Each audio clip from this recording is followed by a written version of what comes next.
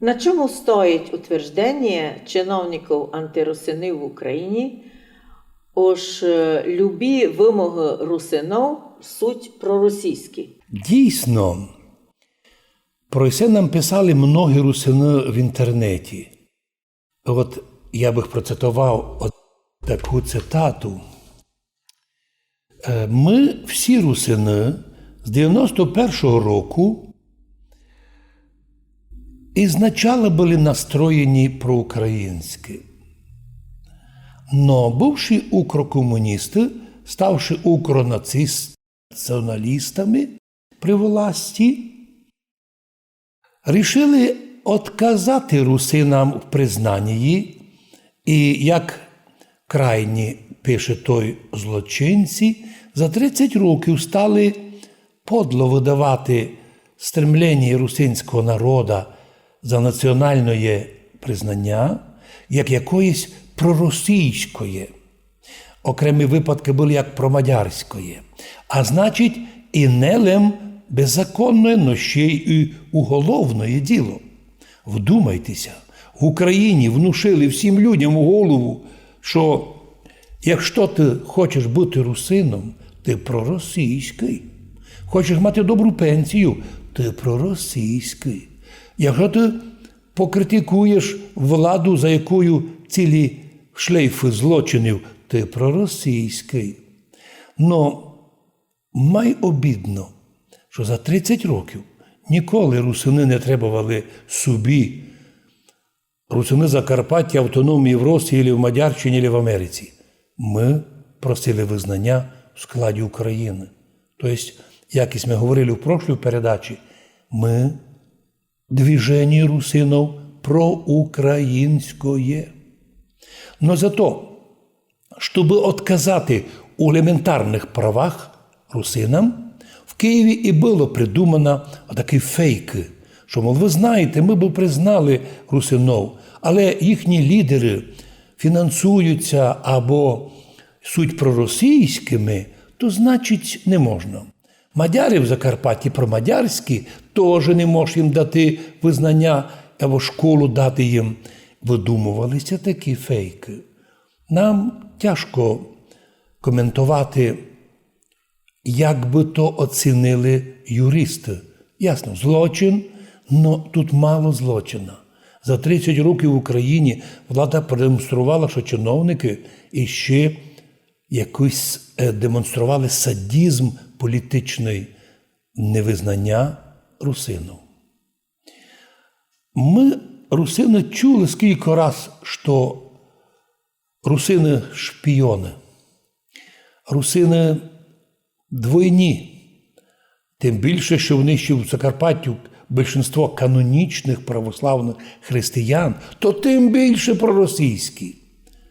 Но, а якщо русини проголосували завжди за Україну, являються частю української держави, як громадяни України, чому їх хтось лишив мати свої погляди про китайські, про англійські? Ведь ця Україна і всі правительства просто піщать кожен день про європейське, про американське.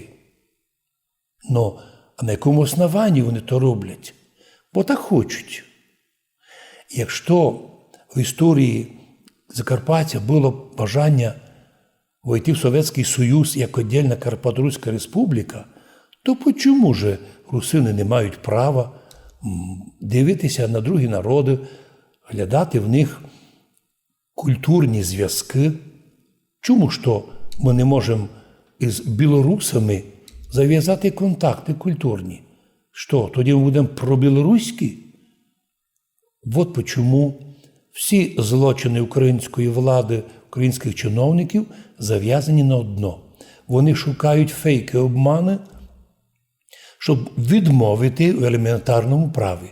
Пам'ятаєте, в прошлій передачі з вами говорили, що прийшли сюди 3 інститути – Київський, Львівський та й місний наш інститути при президентові, котрі написали мені такий злочин.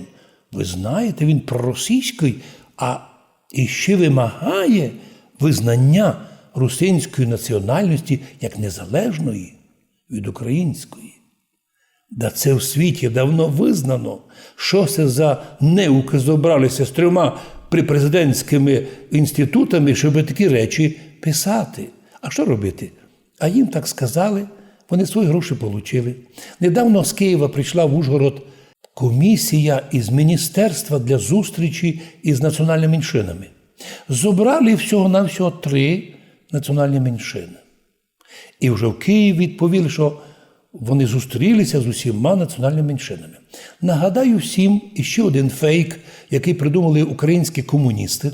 Нині його ним дуже жонглюють мери міст Ужгорода, або другі Мукачева, або Закарпаття, або обласна рада, або ті ж самі наші обласні керівники. Закарпаття, цитую, це многонаціональний край, де живе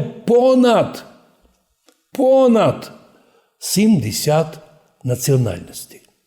Та якщо з Києва прийшла комісія і зустрілася з 3 національностями, а де сиділи 67 національностей. Виявляється, це комуністичний і нині націоналістичний фейк. У Закарпатті живуть 5-6 історичних національностей. Корінні русини, корінні мадяри, корінні румуни, ну і частинка нас рядом живуть і словаки корінні. Це історія. Ніхто, ні словаків, русинів і мадярів сюди не прийшли. Недавно чую передачу, вже кажуть, що у Закарпатті живе діаспора мадярів. У нас такої нема. В Закарпатті живуть корінні мадяри. Тут діаспора, скоріше можна говорити про росіян і про українців, про білорусів, про грузинів, про армян. То може бути діаспора. Но русини не діаспора. Ми тут живемо давніше, чим взагалі знається історія європейських держав. Отже, ми нагадуємо, просимо всіх знати. У Закарпатті русини проукраїнські. Ми хочемо жити всі у державі. Да, ми видимо, яка вона бідна, і що вона йде в такий тупік, нас ніхто не визнає, з усіма сусідамися наші чиновники повадили. Однак це наша держава. Ми її любимо. Ми стараємося все робити для єдинства її і єдинства церкви. А головне, що б не робили антирусини, вони війшли в історію як злочинці і перед українським законом, і перед Богом. Русини виявилися молодці і перед українським законом, перед тим, що законопослушні, і перед Богом, бо свою національність, мову, культуру, релігію просто так не віддали. Ми про щось говорили, що на Галичині галицькі руські були знищені австрійцями просто фізично. Вище 100 тисяч самого цвіта нації галицько-руської було вивезено у концлагеря. Многих тисячами розстрілювали в дворах, без суда і слідства. Щинилася ота австрійцями така націоналістична чистка. З оставшихся тепер жителів у Галичині лише одиниці пам'ятають славну галицько-руську історію з її зв'язком із галицько-руським миром.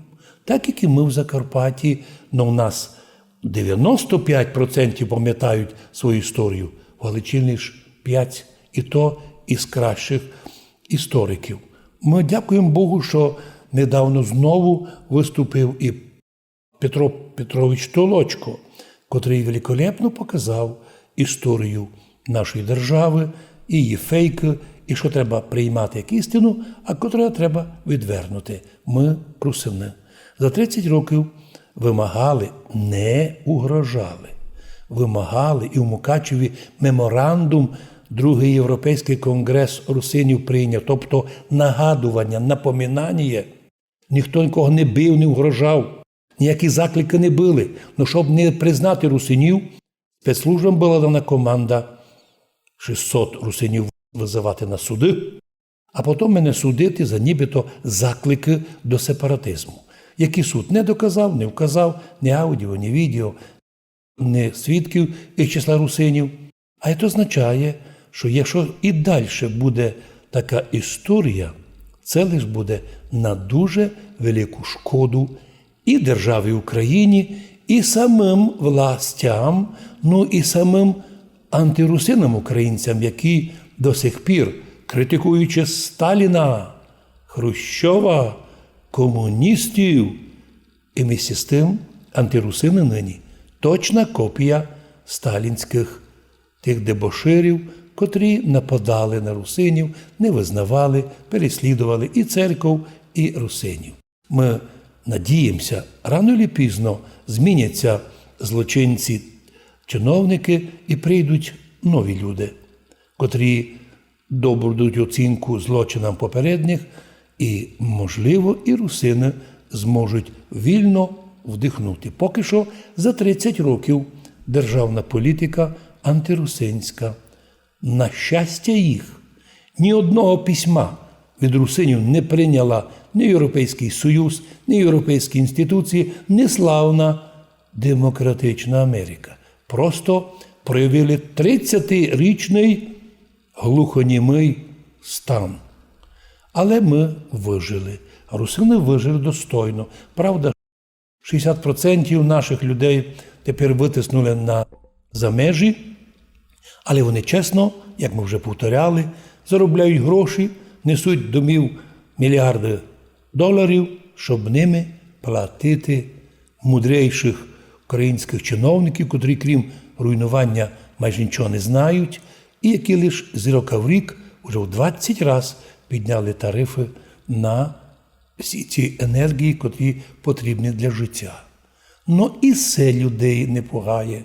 Но віримо, що одного разу Бог придивиться на сльозу всього українського народу і на болі русинського народу і дійсно піддасть всіх тих злочинців відповідній карі. Хоча, думаємо, многі з них уже сьогодні несуть Божу кару через дітей своїх, через родичів, через власні здоров'я, через негідну смерть, а також і другі кари, які Бог посилає. Но ми молимося, Господи, не карай наших противників, бо ми розуміємо, що цінніше зберегти русинам мирний спокій, мати красиве і приємне лице, посмішку до всіх, гостеприємність до всіх, але ж після того тоді вже вимагати своїй національності і своїх релігійних прав.